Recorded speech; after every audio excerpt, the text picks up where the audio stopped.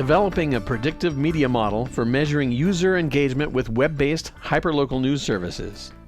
A paper by Ron Rolfe and Angela Walters. Abstract. Hyperlocal news and information services are experiencing disruptive change caused in part by expeditious information services available online. Primarily non-local, these digital services facilitate meaningful connections between like-minded individuals, bypassing exclusive local publishing machines. As a result, the profession of community journalism, mostly financed by a dwindling pool of local advertising and classified advertising revenue, is experiencing the worst of this disruptive shift. Unfortunately, no clear hyperlocal digital model has emerged to fill the void of community journalism support. The authors of this paper aim to develop a method for predicting media user engagement by exploring community need, determining which, if any, predictive models would be best suited, and testing both the reliability and validity of the models. Hopefully, this will lead to stronger public support for community journalism. Introduction.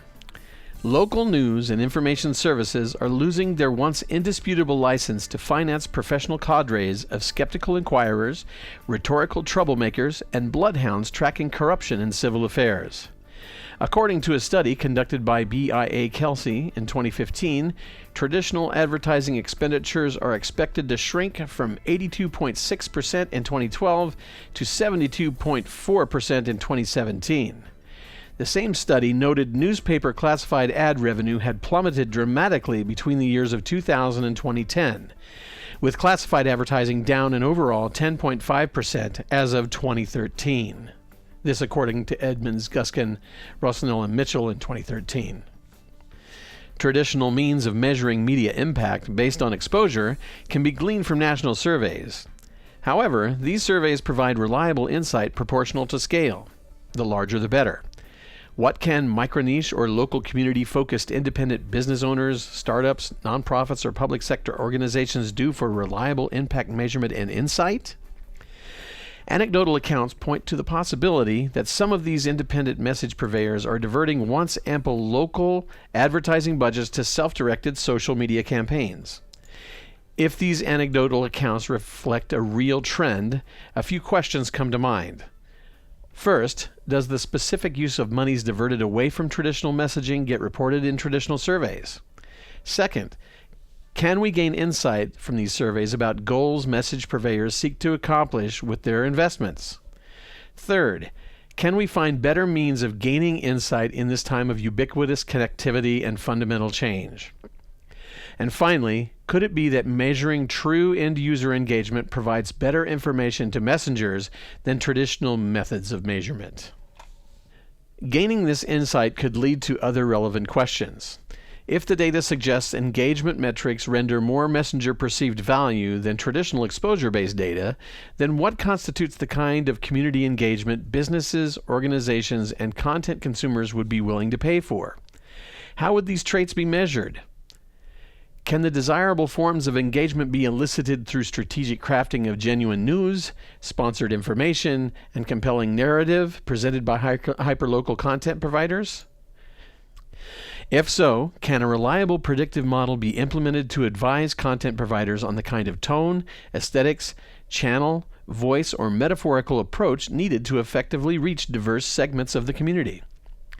This would ideally make accessible news and information end users want and need, providing individual citizens with effective fuel for critical thinking, informed and empowered to truly engage the global, national, regional, and local communities. If engagement becomes the primary metric, the implication is that rather than paying attention to the institution's effectiveness for exposing as many people as possible to messaging, this would be the top-down flow, we are now monitoring the flow of attention from the bottom up.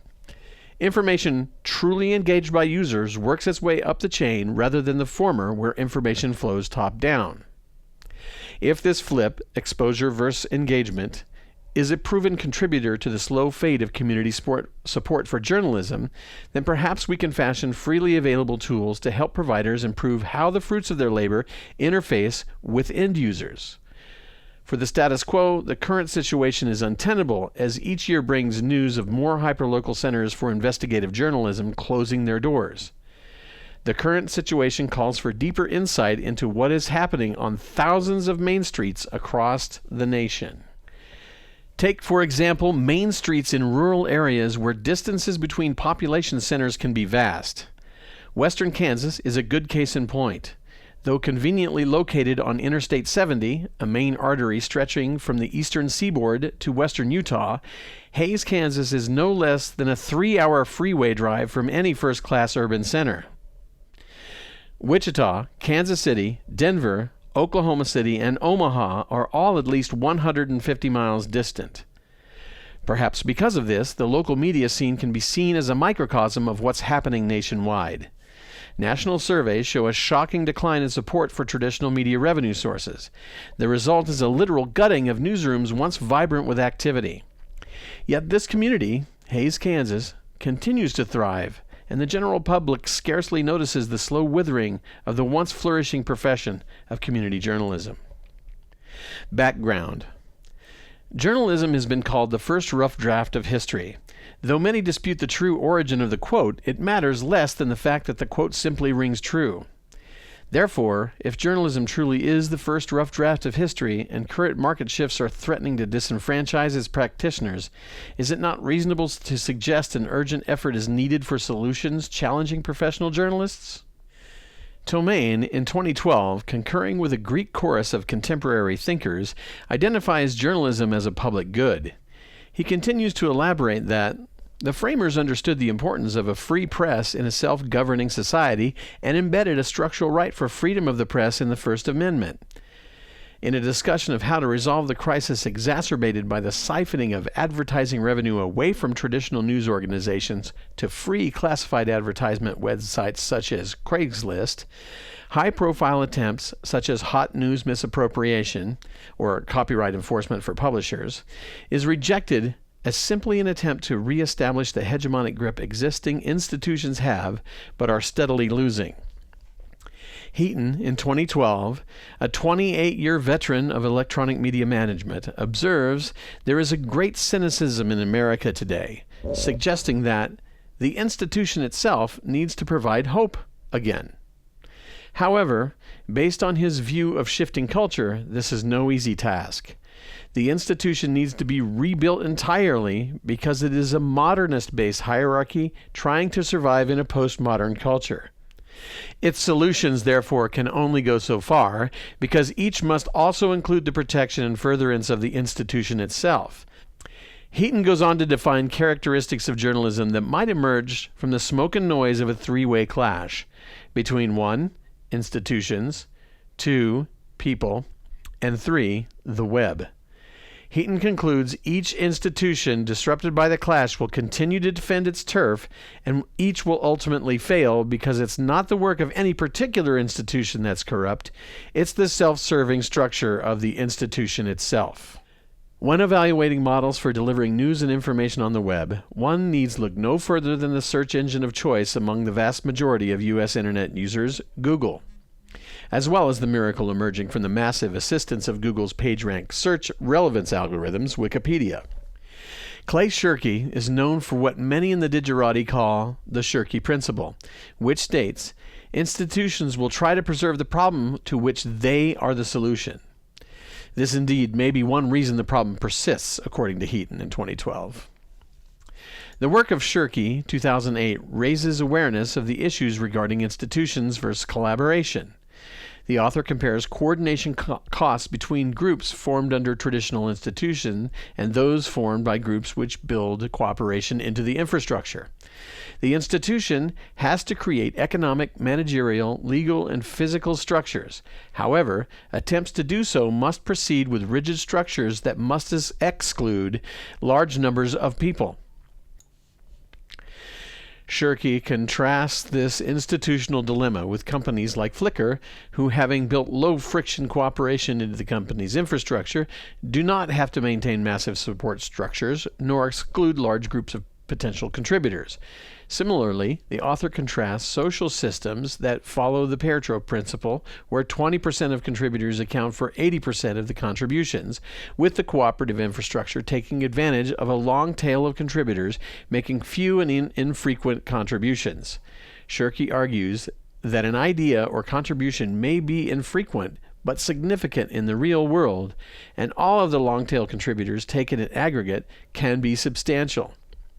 In the old model, the long tail of contributors see institutions as an obstacle, as they would never have been hired, therefore disenfranchised. Discussion. For the authors of this paper, issue number 1 is the rationale for attempting to measure user engagement.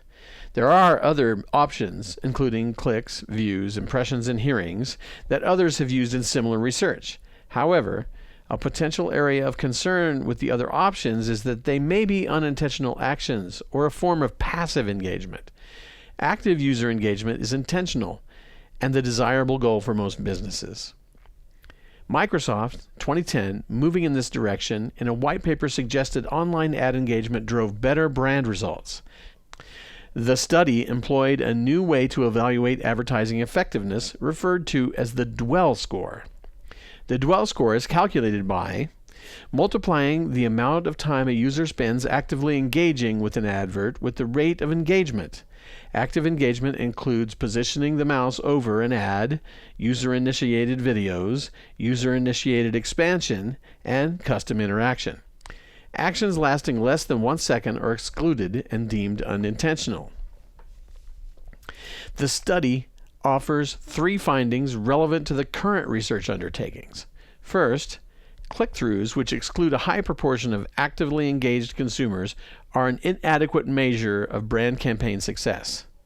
Second, consumers are 25 times more likely to spend meaningful time with a rich media ad than they are to click it.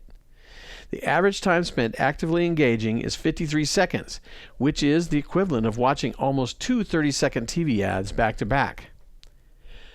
Third, there is a clear connection between the level of active engagement an online ad generates and its subsequent impact on the brand. There have been other attempts to forecast behavior based on customer sentiment. Carroll, Furr, and Wilcox in '94 found that customer sentiment did predict future changes in household spending.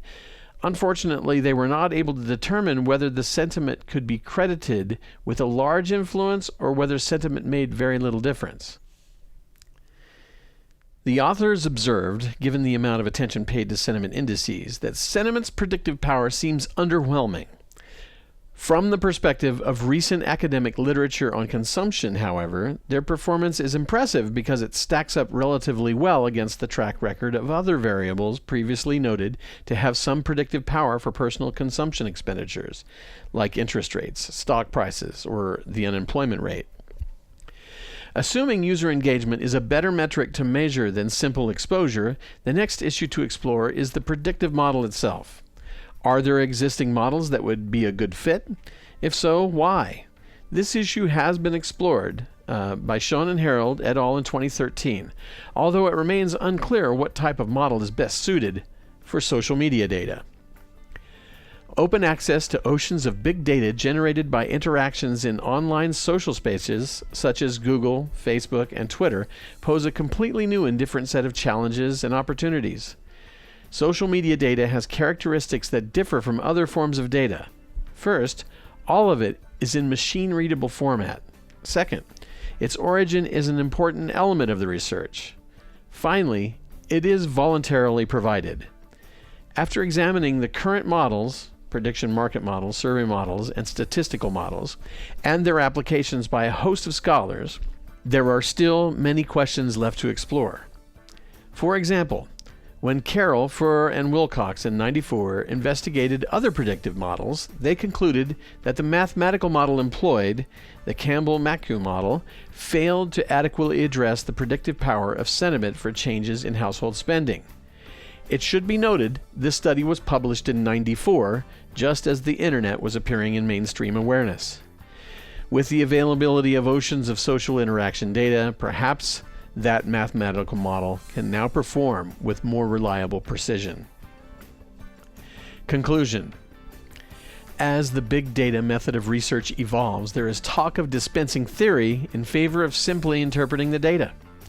Before big data, one needed to craft a random sample to represent the population. Significance tests were crucial in knowing how much scholars could rely on the results distilled from the resulting data. Now, with every tweet ever posted archived in the Library of Congress, it has been suggested that creating a representative sample and significance testing the data is not as important as figuring out a way to ask of the data the right questions. Attempting to answer whether a predictive model is equal to the task of arming hyperlocal journalists with reliable intelligence on the information engagement behavior of their intended end users is one of the goals of the authors of this paper. The authors of this research will attempt to build upon prior work and offer comparative analysis that will enable the study of conditions affecting predictive success with social media and their underlying mechanisms. This is the next step toward developing a predictive media model for user engagement that local content providers and entrepreneurial journalists can hopefully use to understand how the presentation of news and information affects a community's enthusiasm for supporting journalists at a level that can revitalize the profession for the betterment of each and every local community.